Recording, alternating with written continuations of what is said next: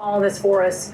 Also with me, Msnbc legal analyst and former assistant DA at the Manhattan District Attorney's Office, Catherine Christian, a Washington Post congressional investigations reporter and an MSNBC contributor, Jacqueline Alamany, and Elise Jordan, former aide to the George W. Bush White House and State Department, and an MSNBC political analyst. Thanks for joining us, guys. Appreciate it. Tom, start us off. What happened?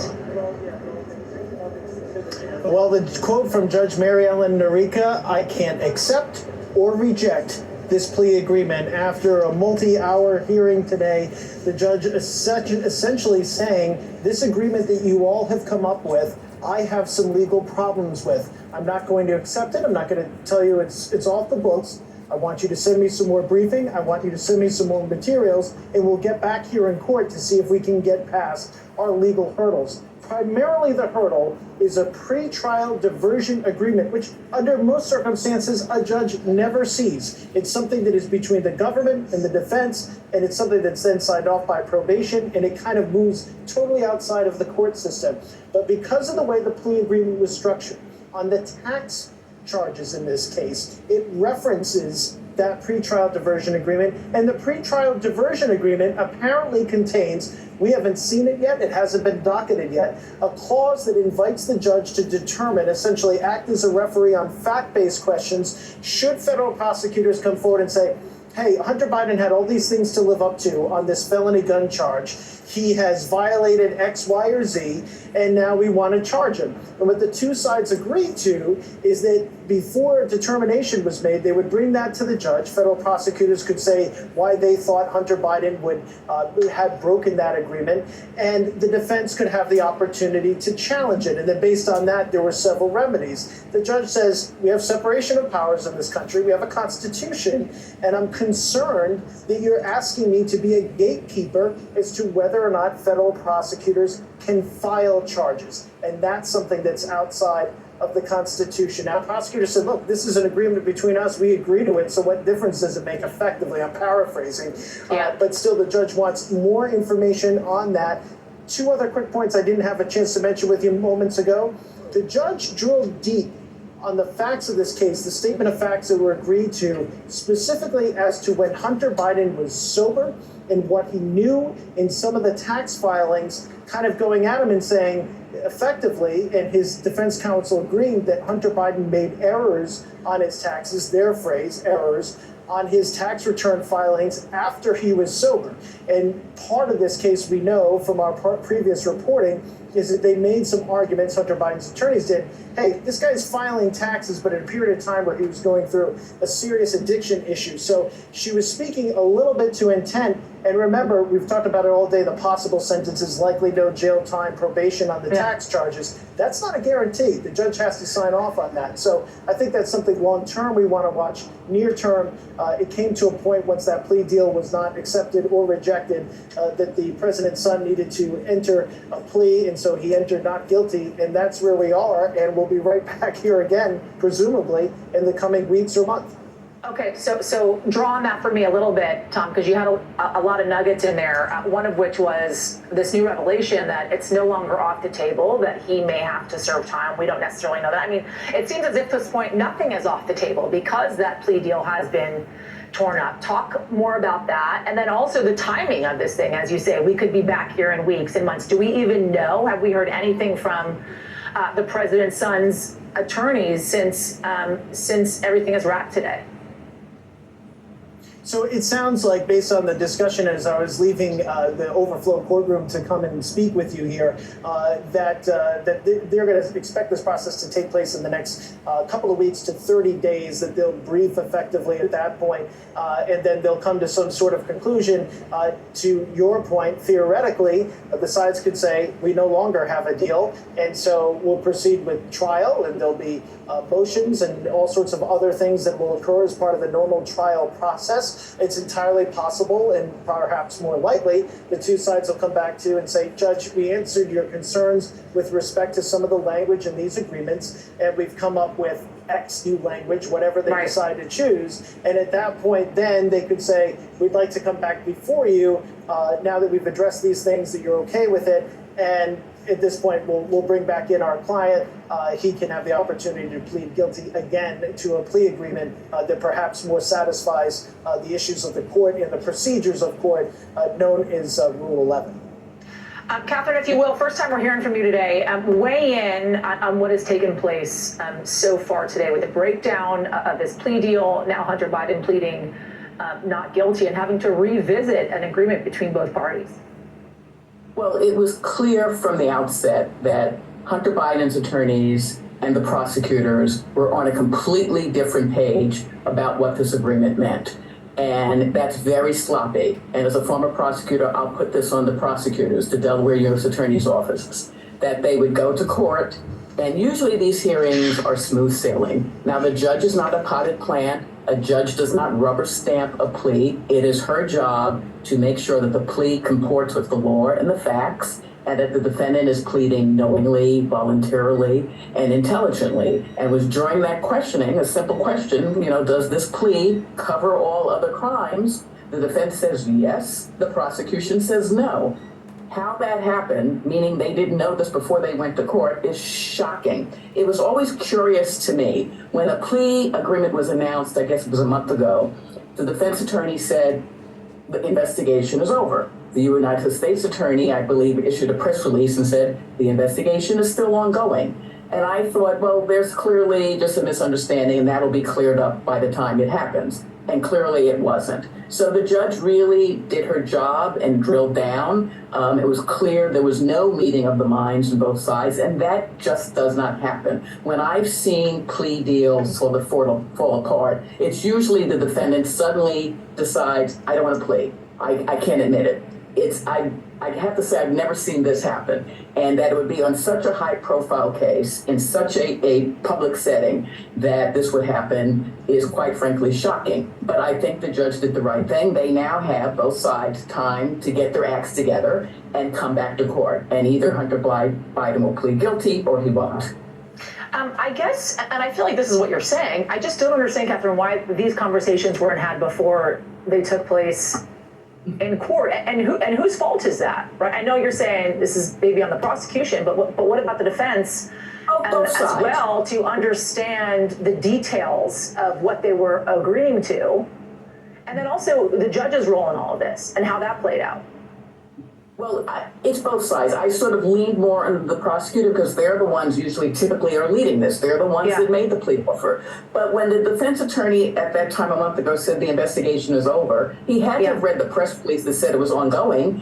You would think there would have been a phone call and said, excuse me, guys, what's going on here? So I don't know whether that happened. It probably didn't, because he clearly was shocked this morning, or appeared shocked. Also, quite frankly, I don't know, and I don't want to criticize what other lawyers do. I don't know how you would allow a client to plead guilty with a black cloud still over his head, but, that's not my business. And the judge did her job. She is not a rubber stamp. A judge should not be a rubber stamp for a plea. Typically, like I said, it's smooth sailing.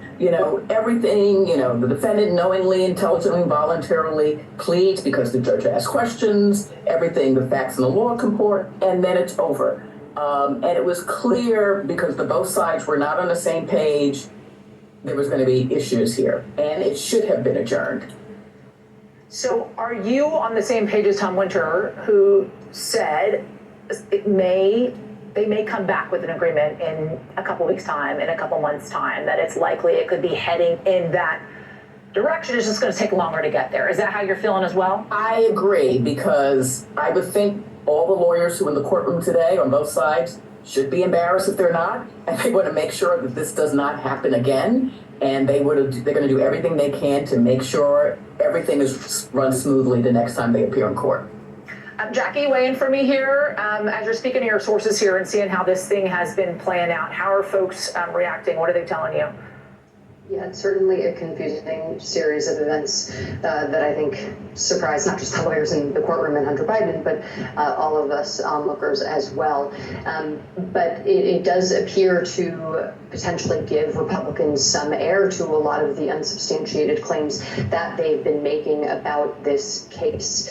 They put forth two whistleblowers in the past month who were current actually IRS officials who worked on the Hunter Biden case, who claimed that there was special and preferential treatment of Hunter Biden, and that these charges and this plea deal in particular was far too soft due to Hunter Biden's obvious position as the president's son. This does not appear to be the reason why the judge sort of stumbled and said that this right now could potentially be unconstitutional, and that the prosecutors and Hunter Biden's defense need to come to an agreement in the next few weeks. But it does, again, give air and give more oxygen to these claims. It also gives more credibility to some of the unsubstantiated claims that Republicans have been making to Hunter Biden's international business dealings in Ukraine and China, which again have not been proven in any way, but that Republicans have consistently tried to link from Hunter Biden to President Biden, claiming that the elder Biden had used his office to help his son. Jackie, are you at all hearing that direct connection being made by Republicans in the last 60 minutes or so, in which they're essentially saying, listen, we made this plea yesterday evening to the judge and saying, we have these whistleblowers, something else is going on with Hunter Biden, don't accept this plea deal, making that connection, even though the evidence suggests that is not at all why this plea deal fell apart? Not yet, but it is one that I anticipate we will be hearing. We've also heard in the past 24 hours, Representative Jason Smith of Missouri, who is the chairman of the House Ways and Means Committee, the committee that brought forth these two whistleblowers that we heard from, Gary Shapley and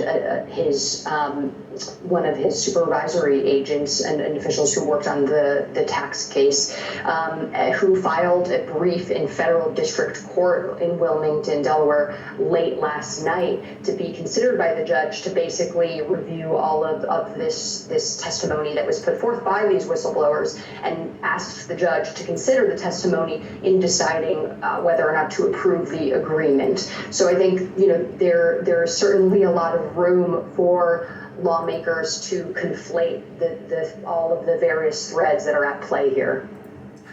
Elise, weigh in for me as we're talking about kind of the political fallout of all of this. What are your expectations coming from Republicans here? This is a huge gift for former President Donald Trump and Republicans, because it gives them something to attack, to deflect all of the charges surrounding Donald Trump in his various cases of, he's got charges of inciting an insurrection, from the Georgia election fraud to what's happening in New York. And there's so much there. And then now this just gives them Hunter Biden charges to pursue and to try to create some kind of equivalence between the two among voters. See, everyone does it. They want voters to think that is what going to the ballot box. If everyone is corrupt, then your guys' corruption isn't that bad. And then how do they play it, Elise, if in fact a deal is struck in 4 weeks and 6 weeks time, when they have a U.S. attorney, right, David Weiss, appointed by former President Donald Trump, who was specifically kept on, by the way, because this investigation at the time in which the Biden administration took over the White House was ongoing?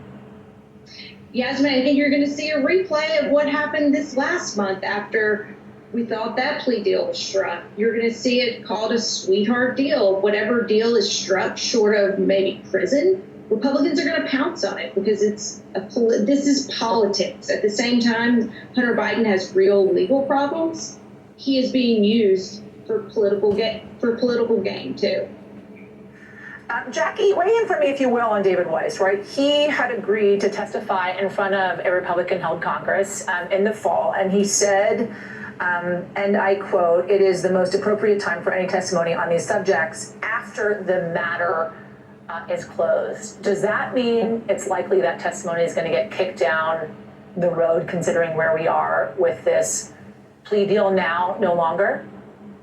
That's a really good question. There seems to be a high likelihood that prosecutors and the defense are going to resolve this. Although, considering how politicized the issue is, I could very well be wrong.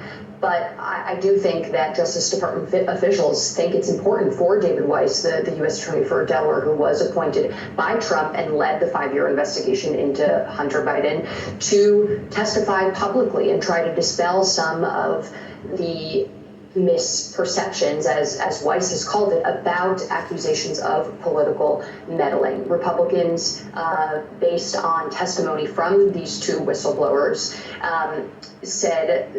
made a lot of claims about Weiss and what he tried to do in his position, including an unsubstantiated accusation that Weiss— Jackie, just hold on 1 second. I just want to explain to folks what we're seeing on our screen right now, and then you can pick up when I'm done. But that was Hunter Biden. Hard to see on your screens, obviously, hard for me to see as well, with the shot that we have in place. But that was Hunter Biden leaving the court right there and driving off in Wilmington, Delaware, of course. And just to reiterate, if you're just joining us, Hunter Biden, the president's son, pleading not guilty. That plea deal that he was expected to strike today, to be in court for nearly 60 to 90 minutes today, the judge to really just sign off summarily on that plea deal not happening, really being torn apart essentially, and being told to come back when they have something in place. And we're looking like that timeline might be 4 to 6 weeks, and who really knows at this point. But again, Hunter Biden, the president's son, pleading not guilty there and driving off and leaving that Wilmington, Delaware courtroom. Jackie, I want to come back to you on that. Didn't mean to cut you off.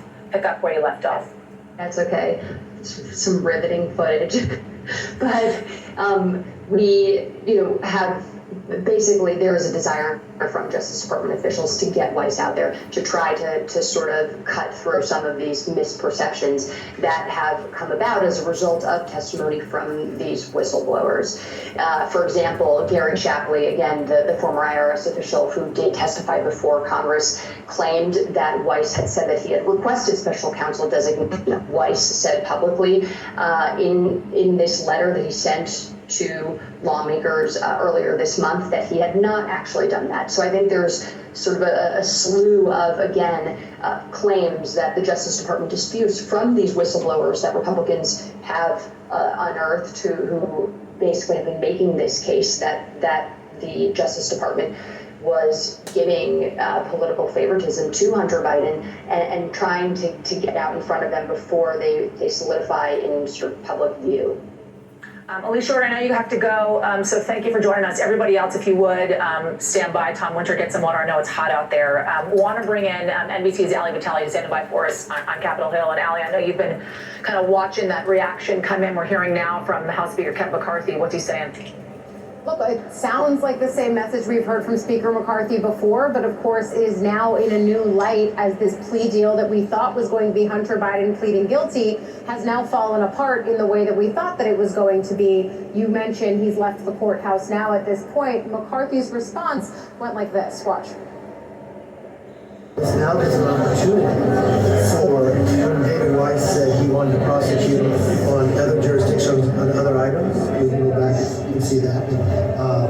You watch when the IRS spoke that the statute of limitations running out on the most serious tax provisions with the Biden family.